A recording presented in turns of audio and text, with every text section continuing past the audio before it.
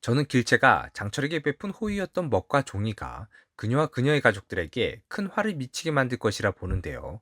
오늘은 관련된 이야기를 드리고자 합니다. 현재 마시가도 한참 가 있는 상태인 인조.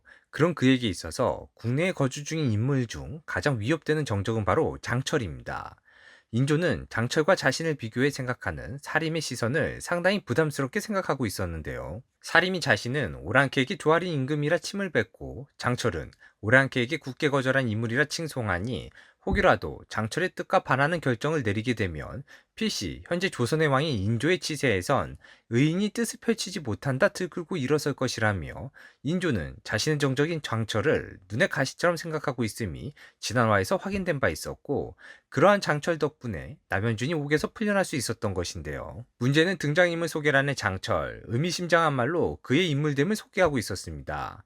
누구보다 먼저 인조의 변질을 알아보고 염려하며 대책을 세우려 애쓰지만 그 여정의 끝엔 오래도록 외면했던 자신의 과거와 맞닥뜨리게 된다.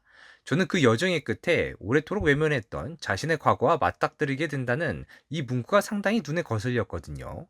실제 역사에서 인조 치세하에 역모가 몇 차례 있었습니다.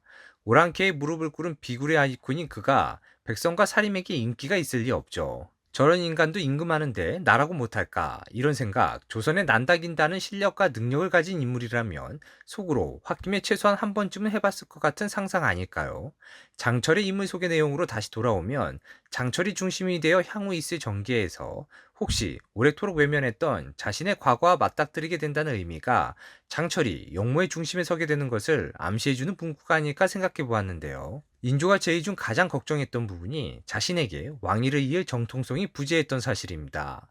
광해군을 몰아내고 반정을 통해 스스로 왕위에 오른 인조. 정통성뿐만 아니라 호라는 패배 이후 대중과 사림의 지지를 1도 기대할 수 없는 그런 임금. 그런 임금을 갈아채우려는 역모를 장철이 향후 도모하게 되는 것은 아닐까 생각해 본 것인데요.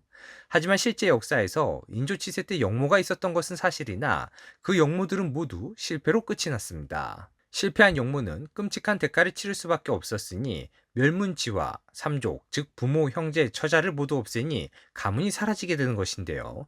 장철이 역모의 수괴가 되는 순간 저는 그가 운영하는 서원에 종이와 먹, 그리고 벼루를 지원한 길체 또한 역모로 엮여 그녀와 그녀의 가족들이 큰 낭패를 보게 될 수 있지 않을까 하는 생각에 이르렀는데요.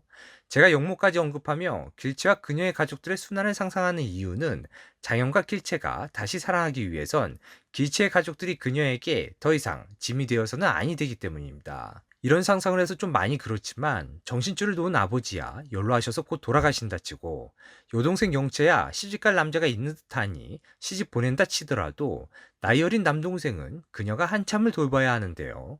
만약 이런 식으로 길체 곁에 그녀가 돌봐야 할 식구가 계속 남아있다면 길체는 꼬부랑 할머니가 돼서야 장현과 사랑 이야기를 나눌 수 있다는 것인데 하여 길체와 그녀의 가족들이 큰 사건에 휘말려 모진 시련 속에서 부득이 길체가 가족들을 잃는 슬픔을 겪게 되는 것은 아닐까 하는 생각에까지 이른 것이죠. 장철의 애매모호한 등장인물 소개도 그렇고 비록 선한 마음의 호의였으나 한나라의 임금인 인조의 가장 큰 정적인 장철에게 붓과 종이, 벼루를 제공한 것은 훗날 길체에게 어떤 식으로든 좋지 않은 영향으로 다가올 것 같다는 생각이 들거든요. 과연 다음 이어지는 전기에서 장현과 길체가 어떠한 방법으로 현재보다 사랑하기 좋은 환경에서 원 없이 뜨겁게 아름다운 사랑을 나눌 수 있게 되는 것인지 드라마 연인 다음 이야기를 기대하며 오늘의 영상 마칩니다. 시청해주셔서 감사합니다.